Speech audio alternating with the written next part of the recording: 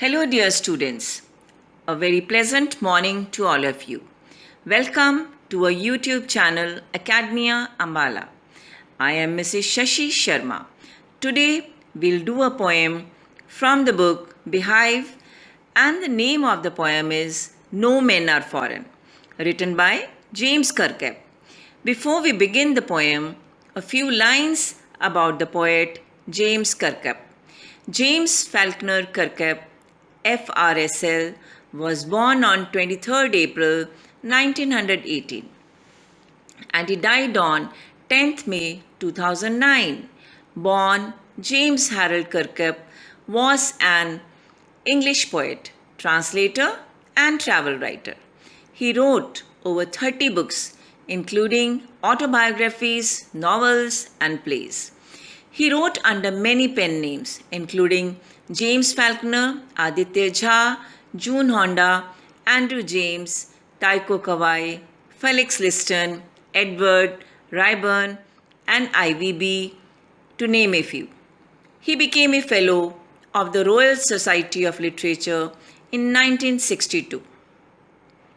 Before we begin the poem, a small introduction. The title, No Men Are Foreign, means that no men belong to another country. The poet wants to say that all men are same, all men are equal. He wants to promote the concept of universal brotherhood. In this poem, the poet wants to tell us that everyone in this world is same. All people, all men are same. They eat, live, die the same way. Everyone gets the bounties of nature like sunshine, land, etc. in equal measures. We can also say that it is a peace poem. Going to the first stanza and then the explanation. Remember, no men are strange, no country is foreign. Beneath all uniforms, a single body breathes like ours. The land our brothers walk upon is earth like this, in which we all shall lie. In the first stanza, the poet says that no men are strange and no country is foreign. So he is attempting to remove the borders from the earth, which have been created to separate different countries.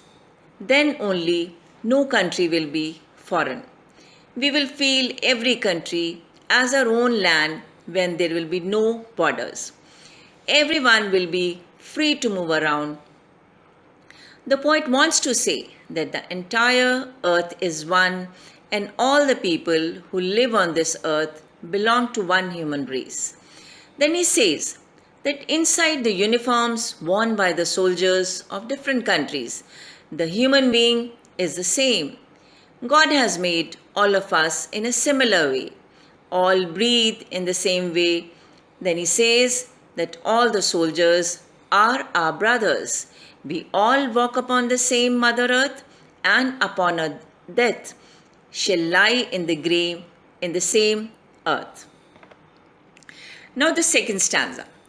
They too are aware of the sun and the air and water, are fed by peaceful harvests, by wars long winter stopped. The hands are ours, and in their lines we read a labor not different from our own. Going on to the explanation, they refers to those people who belong to other countries. We call them foreigners and discriminate them and fight with them also. The poet says that nature has given all the bounties to all people, and also just like he has given us. Everyone gets sunlight, air, and water in equal measures, which means that God does not differentiate between people from different countries.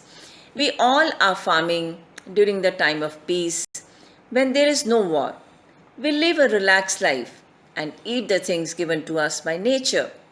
Further, he adds that the way we starve during wars and the winter time is the same for those belonging to other countries. even they don't get food at the time.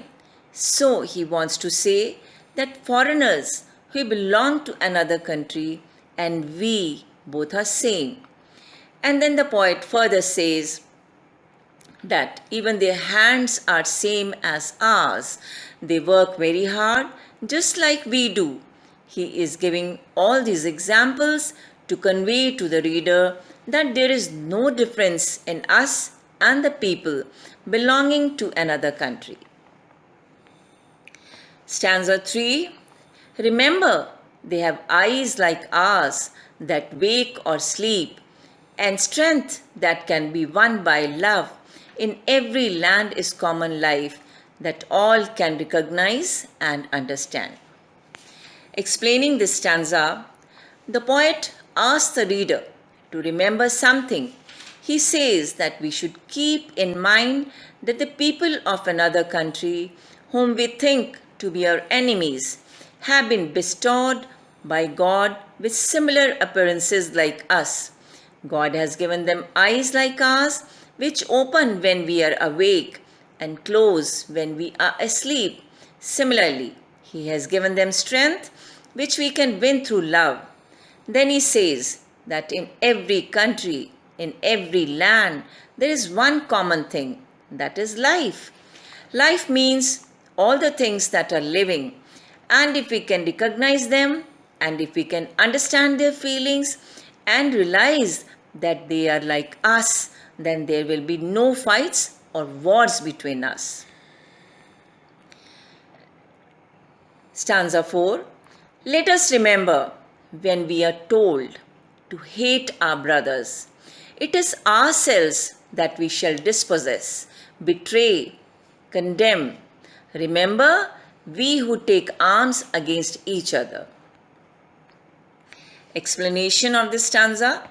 The poet says that we should remember that whenever someone tells us to hate a person from another country, to think him as our enemy, and whenever we think someone to be our enemy, then we deprive ourselves, we cheat ourselves, and we condemn ourselves. He says that we should stay away from such negativity. We should not consider anyone to be our enemy. During a war, both the parties must bear the loss, and that is why the poet says that war is not in our favor. He says that whenever we pick any weapon against someone, we should remember one thing. And what is that one thing? It is the human earth that we defile. Our hells of fire and dust outrage the innocence of fear that is everywhere our own. Remember, no men are foreign and no country strange. Explaining this, we should keep in mind that whenever we pick weapons against any person, we make the earth dirty because weapons kill people and their bodies which fall on the earth make it dirty. Whenever war happens, it leads to a lot of bloodshed, fire and death. These dead bodies accumulate on the earth and make it impure. The fire of war, which erupts, the smoke which comes out, the dust which fills the air, it is so dirty that it pollutes and outrages the purity of the air. With all these things, the poet wants to give us a message that we should not indulge in war. Finally, he ends the poem by writing the first line in reverse and saying that, remember, no men are foreign and no country strange. Finally, moving on to the literary devices used by the poet. First is the rhyme scheme. Now students, the entire poem is written in free verse. There is no rhyme scheme in the poem. The literary devices used are alliteration, the repetition of consonant sound in two or more closely placed words is called alliteration. The instances of alliteration in the poem are stanza 1, body, breathe, B sound is repeated. Stanza 2, War's winter. W sound is repeated. Then we have metaphor. Stanza 1. Uniform refers to the military of different countries. Stanza 2. Wartime is compared to the winter season. We have repetition. It is used in the entire poem. Remember, word is repeated 5 times in this poem. Remember, no men are strange, no countries foreign is repeated in stanza 1 and stanza 5. Thank you all.